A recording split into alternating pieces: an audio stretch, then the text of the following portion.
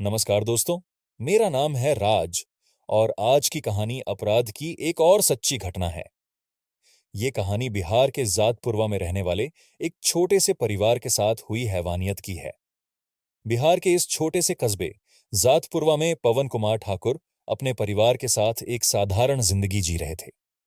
उनका 3 मंजिला मकान कस्बे के बीचों बीच था, जहां वे अपनी पत्नी गीता देवी और 3 बच्चों प्रकाश, किरण और दीपक के साथ रहते थे। घर में तीसरी मंजिल पर उनके पुराने परिचित और प्रकाश के बचपन के मित्र प्रजीत कुमार सिंह किराएदार के रूप में रह रहे थे। प्रजीत एक साधारण युवक था जो 4 साल पहले ठाकुर परिवार के आग्रह पर उनके घर रहने आ गया। शुरुआत में सब कुछ सामान्य था। प्रजीत पढ़ाई के साथ साथ काम भी करता था और मासिक किराए के तौर पर 500 रुपये देता था।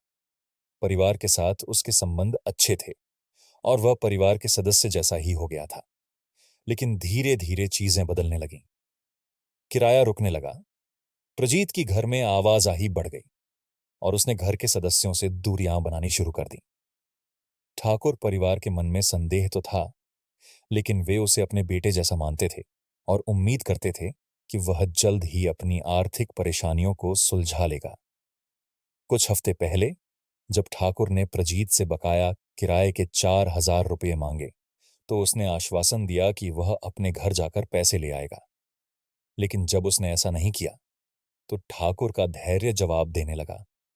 18 अप्रैल 1998 की दोपहर को प्रजीत के पिता राम बड़ाई सिंह, उसका भाई अजीत सिंह और एक रिश्तेदार चंद्रभूषण पांडे घर आए। उन्होंने ठाकुर से औपचारिक बातचीत की और जल्द ही पैसे लौटाने का वादा कर दिया। सब कुछ सामान्य दिख रहा था, लेकिन ठाकुर को अंदेशा था कि कुछ गड़बड़ है। उस दिन शाम को प्रजीत ने हमेशा की तरह घर में प्रवेश किया और सीधे तीसरी मंजिल पर अपने कमरे में चला गया। सबने सोचा कि शायद वह कल पैसे लेकर आ जाएगा और मामला सुलझ जाएगा। रात का खाना खाकर सब अपने अपने कमरों में सोने चले गए। रात के लगभग 2:30 पर दूसरी मंजिल से अचानक तेज चीखें गूंजने लगीं। तीसरी मंजिल पर सो रहे पवन ठाकुर और उनकी पत्नी गीता देवी की आंखें खुल गईं। गीता देवी ने चिंतित होकर अपने पति से कहा, लगता है बच्चे आपस में झगड़ रहे हैं। चलो देखते हैं।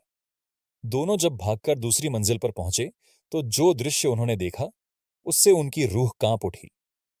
कमरे में दीपक कुमार का शरीर खून से लथपथ जमीन पर पड़ा था। किरण और पूजा बुरी तरह घायल थीं और कोने में सहमी खड़ी थीं। सामने खड़ा था प्रजीत, जिसके हाथ में एक धारदार खंजर जैसा हथियार दाब था, जिसके सिरे से खून टपक रहा था। गीता देवी ने चीख कर पूछा कि वो क्या कर रहा है, लेकिन इससे पहले कि गीता कुछ समझ पाती, प्रजीत ने उन पर भी हमला कर दिया। गीता देवी के सिर और कंधे पर गहरा घाव हुआ और पवन ठाकुर के चेहरे पर खंजर की तेज धार चली गई, जिससे खून बहने लगा।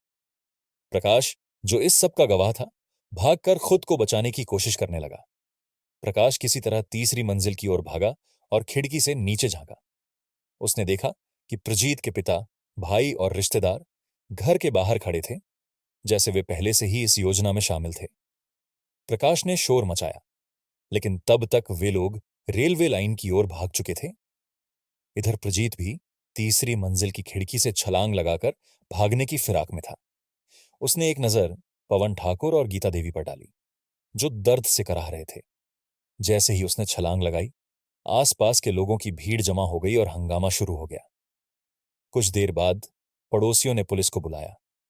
पुलिस ने घटनास्थल का मुआयना किया और गवाहों से पूछताछ की। घायल अवस्था में ठाकुर परिवार को अस्पताल भेजा गया।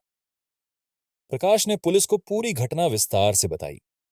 प्रजीत को कुछ ही घंटों में रेलवे स्टेशन से गिरफ्तार कर लिया गया। अदालत में मुकदमा शुरू हुआ। अभियोजन पक्ष ने गवाहों के रूप में गीता देवी, पवन ठाकुर और प्रकाश कुमार को प्रस्तुत किया। प्रकाश ने बताया कि कैसे प्रजीत ने विश्वासघात किया और निर्दयता से दीपक, किरण और पूजा की हत्या करने की कोशिश की।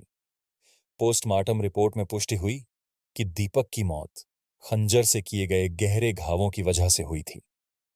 अदालत में बचाव पक्ष ने दावा किया कि प्रजीत मानसिक रूप से अस्थिर था और इस घटना में अकेला शामिल नहीं था, लेकिन अभियोजन पक्ष ने इस तर्क को खारिज कर दिया। सत्र न्यायालय ने प्रजीत कुमार सिंह को भारतीय दंड संहिता की धारा 302 के तहत दोषी ठहराते हुए मृत्युदंड सुनाया। साथ ही धारा 307 के तहत उसे हत्या के प्रयास का दोषी पाया गया, लेकिन चूंकि उसे फांसी की सजा दी गई, इसलिए अतिरिक्त सजा नहीं दी गई। हालांकि प्रजीत के पिता और भाई को पर्याप्त सबूतों के अभाव में बरी कर दिया गया।